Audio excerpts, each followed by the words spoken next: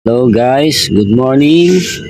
So ayun nga, may dumating tayong kliyente rito. Ito yung customer natin.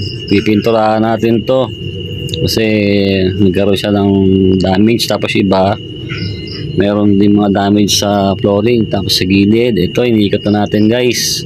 Tinitignan natin yung mga dapat ayusin dito.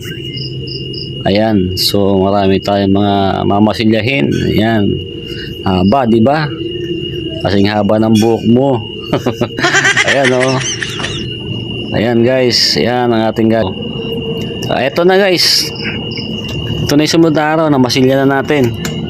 Ayan, napahira natin lahat ng mga may tama. Ayan, so yan, minasilya na natin.